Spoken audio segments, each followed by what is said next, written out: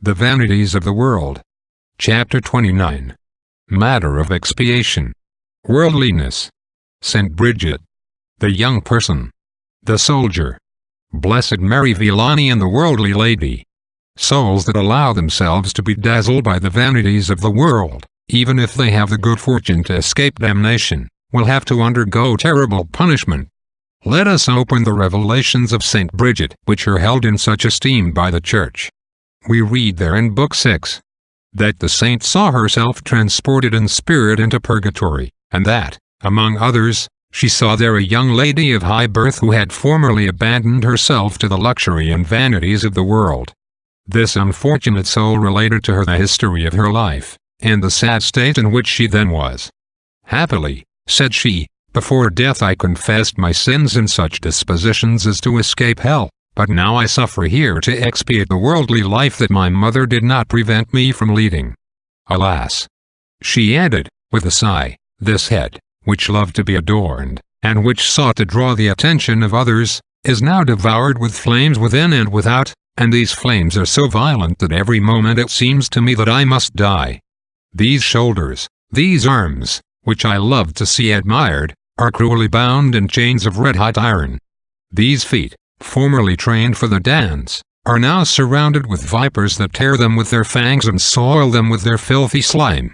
All these members which I have adorned with jewels, flowers, and divers other ornaments, are now a prey to the most horrible torture. "O mother, mother," she cried, "how culpable have you been in my regard? It was you who, by a fatal indulgence, encouraged my taste for display and extravagant expense.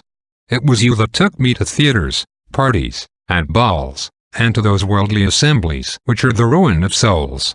If I have not incurred eternal damnation, it was because a special grace of God's mercy touched my heart with sincere repentance. I made a good confession, and thus I have been delivered from hell, yet only to see myself precipitated into the most horrible torments of purgatory.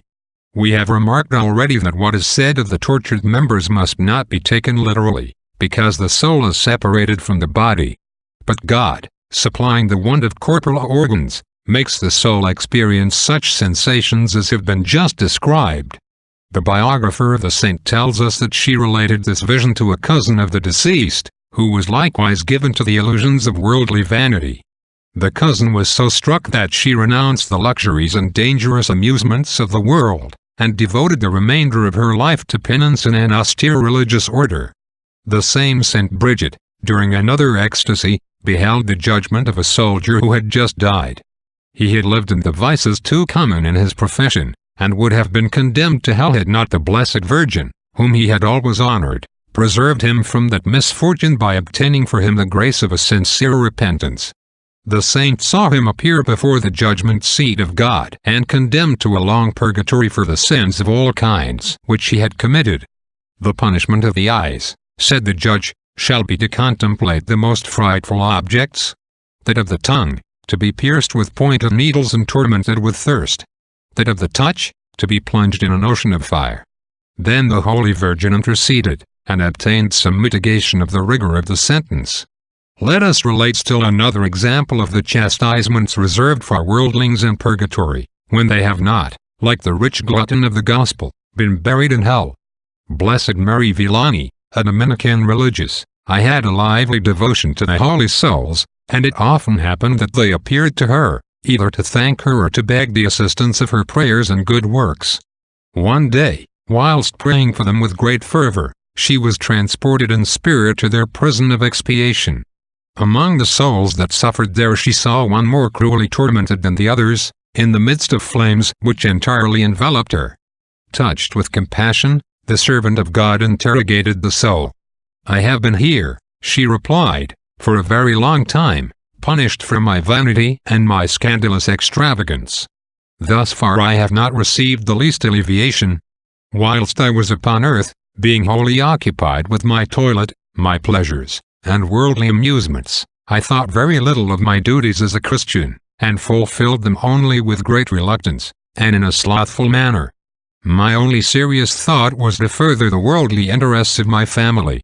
See now how I am punished. They bestow not so much as a passing thought upon me, My parents, my children, those friends with whom I was most intimate all have forgotten me. Mary Villani begged the soul to allow her to feel something of what she suffered, and immediately it appeared as though a finger of fire touched her forehead, and the pain which she experienced instantly caused her ecstasy to cease.